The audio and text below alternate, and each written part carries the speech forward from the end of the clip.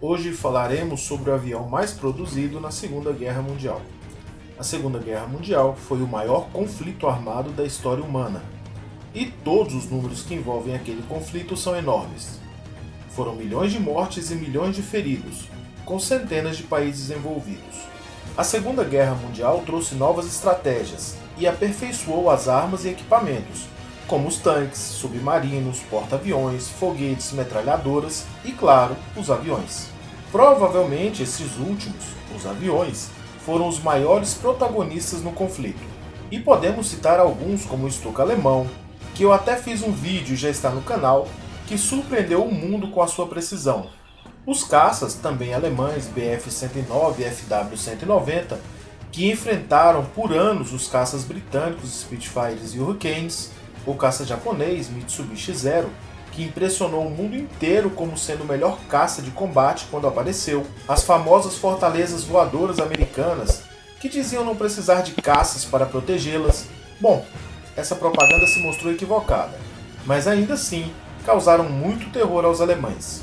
Os bombardeiros estratégicos B-29, que foram mais caros do que a bomba atômica para serem produzidos. Mas enfim, qual foi o avião mais produzido na Segunda Guerra Mundial? Aqui é que surge a maior surpresa, nenhum dos citados antes.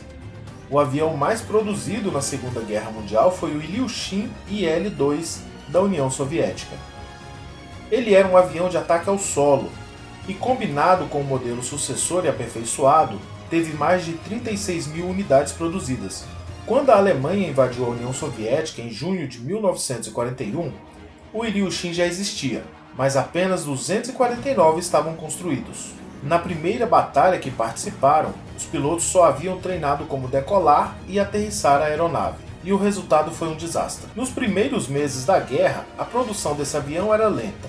As fábricas do Ilyushin ficavam nos arredores de Moscou, mas com a aproximação dos alemães, Stalin mandou desmontar as fábricas e levarem os equipamentos para que elas fossem remontadas atrás dos Montes Urais. Os Montes Urais ficavam a mais de 1000 quilômetros de distância da linha de frente, e com essa distância toda, os engenheiros soviéticos puderam repensar o método de produção, e a fabricação do avião se tornou mais rápida. No início, as táticas soviéticas mostraram-se pouco eficientes, principalmente por causa da falta de treino dos pilotos, pois apesar de o avião carregar foguetes capazes de destruir tanques alemães com apenas um tiro, raramente acertavam esses disparos. Na verdade, como dito antes, ocorreram casos no início da guerra em que os aviões voltavam carregados com as bombas e foguetes com os quais saíram, pois os pilotos não conseguiam utilizar, porque se esqueceram como fazer. Mas com o avanço da guerra e o intensivo treinamento, passaram a adotar novas táticas. Os Ilyushins passaram a utilizar uma carga que variava de 192 a 220 bombas, de 1,5 kg ao mesmo tempo. Isso mesmo, ele decolava com até 220 bombas de 1,5 kg, com o objetivo de serem esparramadas sobre os inimigos, destruindo tudo que estivesse abaixo dele.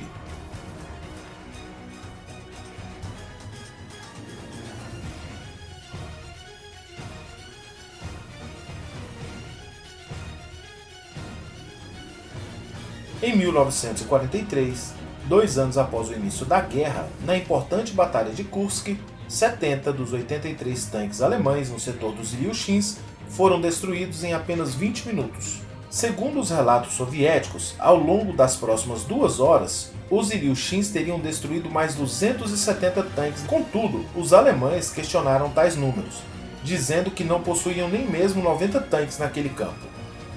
Os historiadores ainda não chegaram a um consenso. O Ilyushin era uma aeronave monoplana com 2 pilotos, e era chamada de tanque voador, pois era um avião com excelente blindagem que protegia os pilotos, o motor e o tanque de combustível. Era comum que, mesmo atingido, não sofresse grandes danos e conseguisse retornar para a base. O asa alemão Erich Hartmann, o maior da Segunda Guerra Mundial, teve a sua primeira vitória justamente sobre um Ilyushin. Mas foi uma vitória com gosto de derrota, porque só conseguiu abater o avião após 3 tentativas, e ainda caiu junto. Hartmann avistou o Ilyushin e partiu para o ataque. mas no primeiro ataque, apesar de acertar o avião inimigo, não causou nenhum dano ao Ilyushin. No segundo ataque, causou danos médios, mas não o suficiente para abater a aeronave. E finalmente, na terceira vez, aí sim causou danos suficientes para derrubar a presa. Mas por uma ironia, destroços do Ilyushin acertaram o avião de Hartmann, que também caiu. O Ilyushin conseguia voar a aproximadamente 400 km por hora e chegava no máximo 5.500 metros de altitude. Os armamentos do Ilyushin incluíam até 600 kg de bombas, 2 metralhadoras fixas na frente, uma metralhadora manual na retaguarda para defesa, além de até 8 foguetes. O avião se tornou tão importante para o esforço de guerra soviético que Stalin ameaçava prender os diretores das fábricas desse avião se a produção atrasasse. A aeronave foi aposentada em 1954, quando as últimas unidades foram retiradas de serviço. Logo, em 4 anos foram produzidos o incrível número de 36.183 aviões, sendo assim o avião militar mais produzido da história. No último vídeo sobre o Stuka, que está com o link na descrição, foi marcado o radiador como sendo a sirene, erro devidamente apontado por nosso amigo Paulo Mesquita. Obrigado pelo aviso, Paulo. E em seguida segue uma pequena amostra do aterrorizante som que produzia.